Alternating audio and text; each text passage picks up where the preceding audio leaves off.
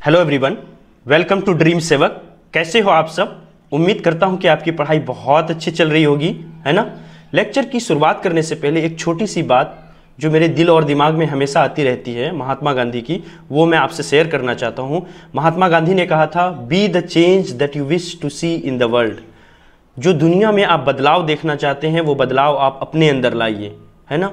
अगर आपको लगता है कि ये सिस्टम करप्ट है, सरकार अच्छी नहीं है, तो आप पढ़ लिख करके सरकार में आइए, आप ऑफिसर बनिए। आपको सिस्टम बदलना पड़ेगा। You have to do it. आपके लिए ये कोई और नहीं करने वाला है, आपको ही करना पड़ेगा। और अगर आपको सूरज के जैसा चमकना है तो उसके लिए से पहले आपको सूरज के जैसा जलना पड़ेगा, है ना। दुनिया में शॉर्टकट कुछ भी नहीं होता है। शॉर्टकट से जो चीज़ें आपको मिलती है ना, वो चीज़ें टिकाऊ नहीं होती है, बस कुछ ही लम्हों में, कुछ ही दिनों में ख़त्म हो जाएंगी। और जो चीज़ आप मेहनत से कमाओगे, जो चीज़ आप अपने एक्सपीरियंस से गेन करोगे, वो आपके साथ लाइफ टाइम रहेगा। और आपके मरने के बाद भी आपका नाम जो है वो इस दुनिया में रोशन रहेगा। बहुत सारे लोग करके गए, महात्मा गांधी ने किया, नेल्सन मंडेला ने किया, आइजैक न्यूटन ने किया। जो भी लोग मेहनती थे, जो फील्ड में उतरे, जिन्होंने लड़ाइयाँ लड़ी, जिन्होंने खून बहाए, जिन्होंने मेहनत किया, जिन्होंने सूरज के जैसे जला, वो सूरज के जैसे वो चमक करके भी गए और उसकी रोशनी आज तक आपके और हमारे दिलो दिमाग में समाया हुआ है। तो आइए वीडियो को शुरुआत करते हैं। जैसा कि आप लोगों को पता है कि हम लोग जो है फाउंडेशन कितना इम्पोर्टेंट होता है किसी भी एग्ज़ाम्स के लिए, प्रतियोगिता परीक्षाओं के लिए। तो हम लोगों ने एनसीईआरटी सीरीज को स्टार्ट किया हुआ था, जिसमें हम लोग क्लास 9th की इकोनॉमिक्स को पढ़ रहे थे, है ना। आपने आप अगर क्लास 8, 9, 10th किसी भी क्लास में हो तो सभी का फाउंडेशन जो है स्टार्ट किया गया है, एनसीईआरटी कवरेज स्टार्ट किया गया है। आप जाकर के चैनल पर उसको देख सकते हैं। डिस्क्रिप्शन के नीचे जो है, डिस्क्रिप्शन में वीडियो लिंक भी दिया हुआ है, वहाँ से भी आप उसको देख सकते हैं। ये हमारा जो है सेकेंड पार्ट होगा इकोनॉमिक्स चैप्टर फर्स्ट का, the story of village Palampur का। इससे पहले अगर आपने फर्स्ट लेक्चर नहीं सुना है तो फर्स्ट लेक्चर में बहुत सारी इंपॉर्टेंट बातें बताई गई है, जो आपको या तो आप आई बटन जो है उसको क्लिक करके साइड में वहां से देख सकते हैं, या नहीं तो वीडियो के डिस्क्रिप्शन में जाकर के आप वहां से भी फर्स्ट पार्ट को देख सकते हैं। ओके, तो चलिए आइए वीडियो की शुरुआत करते हैं, लेक्चर की शुरुआत करते हैं। देखिए, अगर मैं आपसे पूछूं कि आपके पास अगर 2 बीघा या 4 बीघा की ज़मीनें हैं, 1 एकड़ की ज़मीन है, उसमें आपको पैदावार बढ़ाना है, तो आप कैसे बढ़ाओगे, है ना। तो देखिए, अगर हमको प्रोडक्शन बढ़ाना है, आपको पता है कितनी स्पीड से हमारी जो है पॉपुलेशन पिछले 70-80 सालों के अंदर बढ़ी है। जब हमारी देश आज़ाद हुआ था, जब हमारा, तब उस समय हमारी पॉपुलेशन जो है ओनली 30 करोड़ थी, और आज हम लोग 130 करोड़ हैं। 30 करोड़ से 130 करोड़ हो गए हैं महज 75 सालों के अंदर में। तो उस हिसाब से हमें प्रोडक्शन भी बढ़ाना पड़ेगा, तब हम अपने लोगों को खाना खिला पाएंगे, है ना। तो आपको पता है कि प्रोडक्शन जो है वो लैंड को बढ़ा करके हम नहीं कर सकते हैं, क्योंकि लैंड जो ज़मीन है उस पर आपके घर भी होते हैं, फैक्ट्री होते हैं, सड़कें होती है। 33% जो लैंड है, 33% लैंड, उस पर आपको क्या होना चाहिए, फॉरेस्ट होना चाहिए। तब आपका इन्वायरमेंट जो है वो क्लीन रहेगा, प्योर रहेगा, तब आपको साफ हवा जो है सांस लेने के लिए मिलेगा, समझ रहे हैं ना। तो इन सब चीज़ों के लिए आपको क्या चाहिए, आपको फॉरेस्ट के लिए लैंड होना चाहिए, माउंटेन के लिए लैंड होना चाहिए, इन सब चीज़ों के लिए ज़मीनें चाहिए। आप हर चीज़ उजाड़ करके उसमें तो खेती नहीं कर सकते हो, है ना। तो फिर प्रोडक्शन को हम कैसे बढ़ा सकते हैं, है ना। लैंड तो हमारे पास फिक्स है, एक लेवल से ज़्यादा हम लैंड को बढ़ा नहीं सकते, है ना। तो कोई फ्यूचर में फर्दर स्कोप नहीं है लैंड को बढ़ाने का। अगर आप डेटा देखोगे गवर्नमेंट ऑफ इंडिया का, तो आइए मैं आपको डेटा दिखाता हूं। यहां पर देखिए आप, ये देखिए 1950-51 में 129 था, है ना। और ये डेटा बढ़ते बढ़ते तक आप देख रहे हो, लास्ट में 2014 और 15 में कितने आ रहे हैं, 155। यहां पर देखिए 155 मिलियन हेक्टेयर तक ही रह गया है। तो महज पिछले 50-60 सालों के अंदर में ये लगभग सेम ही रहा है, जहाँ पर 157, 156, 156, 155 देखिए घट रहा है, फिर 156, फिर जाकर के लास्ट में हमारा कितना हो गया, 155। तो जो कल्टीवेटेड एरिया है वो हमारा बढ़ा नहीं सकते, उसमें हमारे पास लिमिट है, और वो घटता ही जा रहा है जहां तक। तो सवाल ये उठता है कि प्रोडक्शन को कैसे बढ़ाया जा सकता है, कैसे हम लोग प्रोडक्शन को बढ़ा सकते हैं। तो आइए इसके बारे में जानते हैं कि ज़मीन को बिना बढ़ाए कैसे हम खेतों में पैदावार को बढ़ा सकते हैं। इसके लिए हमारे पास 2 मेथड है, पहला है मल्टीपल क्रॉपिंग और दूसरा है मॉडर्न फार्मिंग मेथड। आइए बारी बारी से सबको जानते हैं। पहला है हमारा मल्टीपल क्रॉपिंग। देखिए, पहले क्या होता था, खेती जो है वो भगवान भरोसे होती थी, यानी जो 3-4 महीने बारिश का सीजन होता था उसी में खेती की जाती थी। लेकिन फिर हम लोगों ने क्या किया, हम लोगों ने इरिगेशन सिस्टम को डेवलप किया और अब क्या है कि साल में हम एक से ज़्यादा खेती कर सकते हैं, एक से ज़्यादा फसल हम उगा सकते हैं।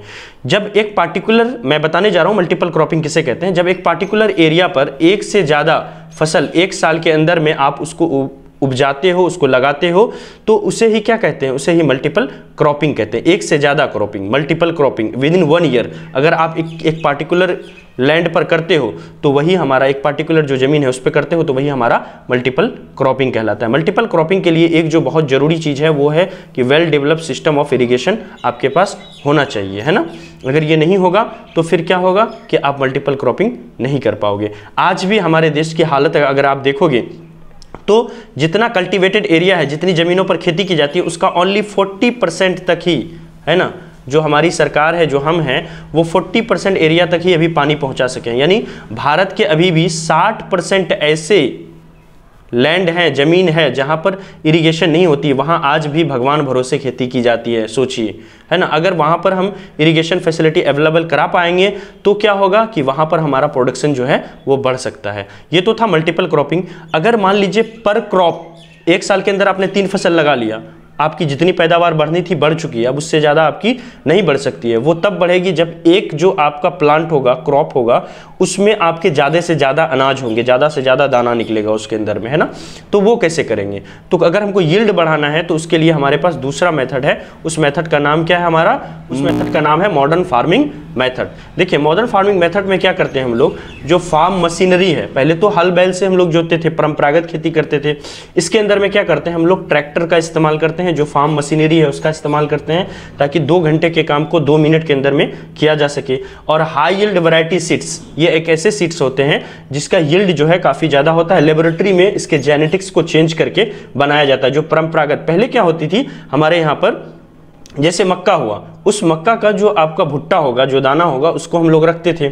या आपने कभी देखा होगा घरों के अंदर में जो घेरा और झिंगली जो हम लोग सब्जी लगाते हैं, उसको क्या करते थे हमारे पेरेंट्स जो हैं, दादू जो होते थे, वो उसको घरों में रख देते थे इस साल के, फिर अगले साल क्या करते थे, उसी बीज से फिर उसके बाद वो वेजिटेबल लगाया करते थे। तो उससे हमारी पैदावार काफ़ी कम होती थी। आज क्या है, हाइब्रिड सिस्टम है, ये वही हाई यील्ड वैरायटी सीड्स है। आप मक्का लगाते हो, हर साल क्यों इन्वेस्ट करते हो, 3000-4000 रुपया पर पैकेट के हिसाब से आप मक्का का बीज खरीदते हो, ये वही हाई यील्ड वैरायटी सीड्स है, इसमें पैदावार काफ़ी ज़्यादा होता है। तो farm machinery high yield variety seeds की मदद से, है ना, मदद से फसल लगाई जाती है।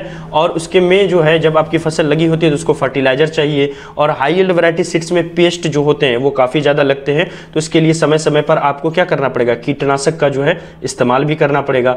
एक जो बहुत इंपॉर्टेंट चीज़ है, अगर हाई यील्ड वैरायटी सीड्स में आपको मॉडर्न फार्मिंग मेथड में बहुत ज़्यादा अगर पैदावार चाहिए तो इरिगेशन चाहिए। बिना इरिगेशन के नहीं होगा, आपको सालों भर खेतों के अंदर में पानी चाहिए, है ना। तो पानी के लिए हम लोग या तो डैम से भी ले सकते हैं, बाद में उसका हम इलेक्ट्रिसिटी में भी यूज करते हैं, पंप के साथ से हम लोग इरिगेशन करते हैं, कैनल की मदद से हमारे यहाँ पर इरिगेशन होता है। तो इस तरह से क्या होता है कि हाई यील्ड वैरायटी सीड से काफ़ी ज़्यादा उपज होती है ना। तो ये था हमारा मॉडर्न फार्मिंग मेथड, है ना। मॉडर्न फार्मिंग मेथड के लिए जो हाई यील्ड वैरायटी सीड्स का इस्तेमाल करते हैं उसमें 3 मेन चीज़ें इंपॉर्टेंट है। पहला है हमारा प्लेंटी ऑफ वाटर चाहिए, बहुत सारा पानी हमको खेतों के अंदर में चाहिए। अगर पानी की शॉर्टेज होगी तो जो हमारा हाई यील्ड वैरायटी सीड्स है उसमें जो उपज होगा वो हमको नहीं मिल पाएगा। नेक्स्ट है केमिकल फर्टिलाइजर्स, आपको जो है क्या करेंगे, केमिकल फर्टिलाइजर्स का इस्तेमाल करना पड़ेगा। यूरिया वगैरह, पोटास, जितने सारे केमिकल्स फर्टिलाइजर का इस्तेमाल करते हैं वो आपको करना पड़ेगा प्रॉपर वे में, है ना, उतने पार्टिकुलर अमाउंट में, वरना आपकी उपज जो है उतनी नहीं हो पाएगी, प्रोडक्शन नहीं हो पाएगी। नेक्स्ट है जो पेस्ट हमारा लगता है उसमें क्या करना पड़ेगा, हमको पेस्टिसाइड्स का इस्तेमाल करना पड़ेगा। जैसे इस साल मक्का की फसल की गई थी, उसमें पता है आप किसान से बात करोगे तो फॉल आर्मी नामक जो है एक कीटाणु आया हुआ था, है ना, एक जो है कीट आया हुआ था जो बड़े बड़े खेतों को, बड़े बड़े फील्ड को क्या करता था, एक बार में, है ना, विद इन 2-3 डेज वो पूरी तरह से उसको साफ कर देता था, खत्म कर देता था, है ना। ठीक है, तो इस तरह से जो हाई यील्ड वैरायटी सीड्स होते हैं उसमें पेस्ट की काफ़ी समस्या होती है, तो बिना कीटनाशक के आपको जो है वहाँ पर पैदावार नहीं मिल पाएगी। तो अगर हाई यील्ड वैरायटी सीड्स लगाना है तो 3 चीज़ें हमारे लिए इंपॉर्टेंट है, plenty of water, chemical fertilizer और पेस्टिसाइड्स जो है वो होनी चाहिए, है ना। तो इस तरह से आप जो है इस लेक्चर को ये था आज का लेक्चर। इसका पार्ट 3 के अंदर में हम लोग जो है वो ग्रीन रेवोल्यूशन को पढ़ने वाले हैं। ग्रीन रेवोल्यूशन क्या है ना, ग्रीन रेवोल्यूशन क्या था, कब आया था, क्यों ग्रीन रेवोल्यूशन आया, कौन उसके फादर ऑफ ग्रीन रेवोल्यूशन कौन थे, क्या उसके पॉजिटिव इम्पैक्ट थे, क्या आज तक जिस हम नेगेटिव इम्पैक्ट को हम लोग झेल रहे हैं, जो नुकसान को झेल रहे हैं, वो कौन सा नुकसान था। ये सारी चीज़ें जो है हम लोग ग्रीन रेवोल्यूशन के चैप्टर में के पार्ट में पढ़ेंगे, नेक्स्ट वीडियो में पढ़ेंगे। ओके, इस फ्री चैनल को है ना, जो इसका साफ मकसद ये है कि जो स्टूडेंट्स हैं है ना, उनको हेल्प किया जाए, उनको क्वालिटी ऑफ एजुकेशन जो है फ्री ऑफ कॉस्ट अवेलेबल कराया जाए। जो पुअर स्टूडेंट्स हैं है ना, जो ऐसे स्टूडेंट्स हैं जो बड़े बड़े कोचिंग इंस्टीट्यूट में नहीं पढ़ पाएंगे, तो उनके लिए ये जो है चैनल को स्टार्ट किया गया है। तो आप क्या कर सकते हैं, इस चैनल को सपोर्ट करके राष्ट्र निर्माण में, क्योंकि यहाँ पर जो हम ह्यूमन रिसोर्स को बिल्ड करने जा रहे हैं, ये कहीं ना कहीं फ्यूचर IAS होंगे, फ्यूचर IPS ऑफिसर होंगे, फ्यूचर डॉक्टर होंगे, फ्यूचर इंजीनियर होंगे। तो ये कहीं ना कहीं हमारे राष्ट्र को आगे ले जाएंगे। बच्चे जो हैं भविष्य होते हैं। इसको आप क्या करें, चैनल को जितना ज़्यादा हो सके शेयर और सब्सक्राइब करें। ओके, और इसको अपना सपोर्ट दें, अपना प्यार दें, है ना। इस तरह से हम लोग राष्ट्र निर्माण में जो है भागीदार बन सकते हैं। Thank you for watching, have a nice day, bye.